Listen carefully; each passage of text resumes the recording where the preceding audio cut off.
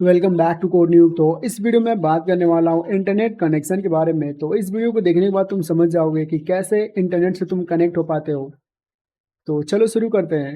N internet connection is a link between your device and global internet that allow you to send and receive data, access website, watch videos, use app and many more.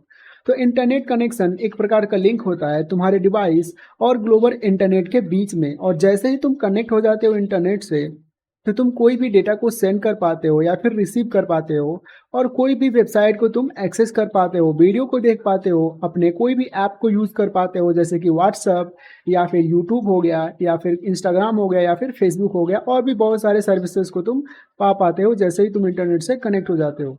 तो तुम्हारे मन में आ रहा होगा कि हम internet से connect कैसे हो पाते हैं और क्या होता है उसके बीच में, जैसे ही हम लोग डेटा को ओपन करते हैं और हम लोग इंटरनेट कनेक्ट होते हैं। तो ठीक है, तो जो भी तुम इंटरनेट से कनेक्ट हो पाते हो वो इंटरनेट सर्विस प्रोवाइडर के द्वारा, जो सर्विस प्रोवाइड किया जाता है उसी के द्वारा तुम इंटरनेट से कनेक्ट होते हो। जैसे कि तुम जियो का रिचार्ज कराए हो या फिर एयरटेल का रिचार्ज कराए हो, चाहे कोई और कंपनी का तुम रिचार्ज कराए हो, तो वही जो कंपनी है उसको हम लोग कहते हैं इंटरनेट सर्विस प्रोवाइडर। तो इंटरनेट सर्विस प्रोवाइडर तुम्हें इंटरनेट की सर्विस प्रोवाइड करती है, और उस सर्विस को तो ऑप्टिकल फाइबर केबल के जरिए या फिर मोबाइल डेटा के जरिए या फिर सैटेलाइट के जरिए, बहुत सारी टेक्नोलॉजी होती हैं, अलग अलग टेक्नोलॉजी का यूज़ करके तुम्हारे मोबाइल पर इंटरनेट सर्विस प्रोवाइडर द्वारा इंटरनेट का जो सुविधा है प्रोवाइड किया जाता है। तो तुम देखते भी होगे कि जब तुम रिचार्ज कराते हो तभी तुम इंटरनेट का यूज़ कर पाते हो, उसके वजह तुम कोई भी इंटरनेट का यूज़ नहीं कर पाते हो। तो आई थिंक तुम समझ रहे होगे कि इंटरनेट कनेक्शन तुम कैसे कर पाते हो। तो चलो डीप में समझते हैं कि इंटरनेट कैसे काम करता है और तुम कैसे उसको कनेक्ट कर पाते हो अपने मोबाइल से। तो जैसे ही तुम किसी भी इंटरनेट सर्विस प्रोवाइडर को, चाहे जियो हो, एयरटेल हो या फिर बीएसएनएल हो, उसको पैसा देते हो तो वो तुम्हें इंटरनेट का जो एक्सेस है दे देते हैं।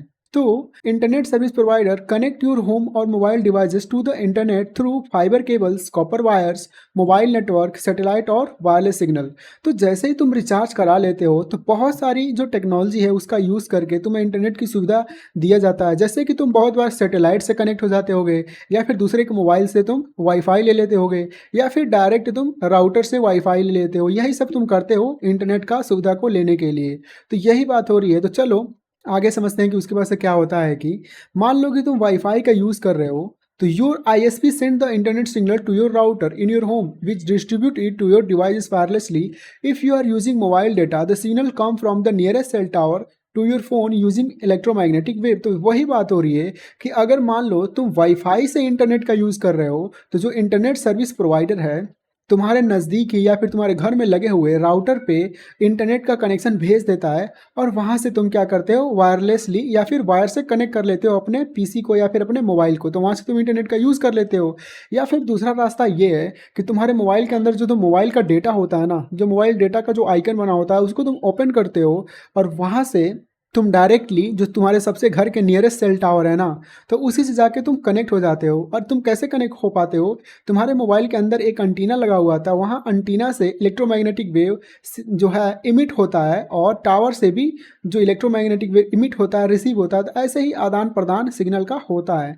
तो चलो उसके बाद से देखते हैं कि क्या होता है। कि when you open your website और app, your device send a data request to server, the server respond with a request data packets. This exchange of packets happens via router, switches, optical fiber cables across the world।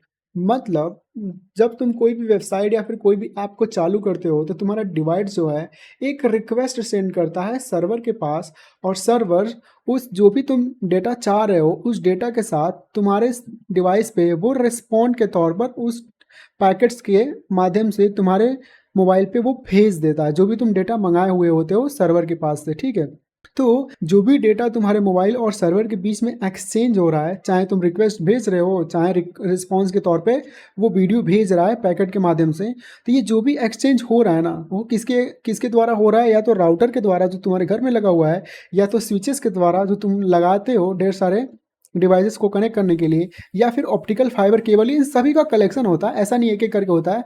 तुम्हें अच्छे से, तुम सारी video तुम शुरू से देखते आ रहे होगे तो तुम्हें पता होगा कि कैसे जो सर्वर है ऑप्टिकल फाइबर केबल के जरिए, सेल टावर के जरिए, राउटर के जरिए तुम्हारे घर तक वो जो डेटा है वो तुम्हारे पास भेज देता है। तो चलो आगे समझते हैं। मान लो कि तुम्हारे मन में एक सवाल आ रहा होगा कि ये तो ठीक है कि हम यूट्यूब पे वीडियो देखने जा रहे हैं और जैसे ही वीडियो पे क्लिक कर रहे हैं तो एक रिक्वेस्ट जाता है राउटर के जरिए, सेल टावर के जरिए डायरेक्ट चला जाता है सर्वर के पास। तो सर्वर रिस्पॉन्स के तौर पे वो वीडियो को तुम्हारे पास भेज देता है। सब कुछ तो इतना तो तुम्हें समझ में आ ही रहा होगा। लेकिन अब तुम्हारे मन में आ रहा होगा कि क्या होता है कि हम वीडियो कॉल कर रहे होंगे और वीडियो कॉल करते हुए या फिर हम लोग स्ट्रीम कर रहे हैं तो वहाँ पे क्या होता है। तो मान लो जब भी तुम वीडियो स्ट्रीम कर रहे हो या फिर वीडियो कॉन्फ्रेंसिंग कर रहे हो या फिर कोई भी चीज़ ब्राउज कर रहे हो, your device constantly sends and receive data. The quality of this exchange depend upon the connection strength, speed and network. मतलब जो भी तुम लगातार चीज़ें कर रहे हो ना, चाहे स्ट्रीमिंग कर रहे हो चाहे वीडियो कॉल पे बात कर रहे हो, तो डायरेक्टली रिक्वेस्ट जाता है, डायरेक्टली रिस्पॉन्स आता है। मतलब रिक्वेस्ट जाता रहता है, उधर से रिस्पॉन्स आता रहता है। तो ऐसे ही कॉन्स्टेंटली होता रहता है सेंड और रिसीव। मतलब डेटा का जो ट्रांसमिशन है एक जगह से दूसरी जगह, वो सेंड एंड रिसीव होता रहता है कॉन्स्टेंटली। तो ऐसे ही तुम आराम से वीडियो कॉल पे बात कर पाते हो। और इसमें बहुत सारे मिडलवेयर लगे रहते हैं, जैसे कि राउटर हो गया, सेल टावर हो गया, सर्वर हो गया, ठीक है। तो बहुत सारे मिडलवेयर लगे रहते हैं। यहाँ पे तुम्हारा मोबाइल है और यहाँ पे जिससे तुम बात कर रहे हो वहाँ पे मोबाइल है, और बीच में cell tower, router, switches, server, सब हर एक चीज़ मतलब रोल प्ले करता है। और इसमें इंटरनेट सर्विस प्रोवाइडर का भी बहुत बड़ा रोल होता है, ठीक है, सर्विस को देने के लिए। तो फाइनली इस वीडियो में इतना ही। आई होप तुम्हें समझ में आया होगा कि क्या है बेसिक कॉन्सेप्ट।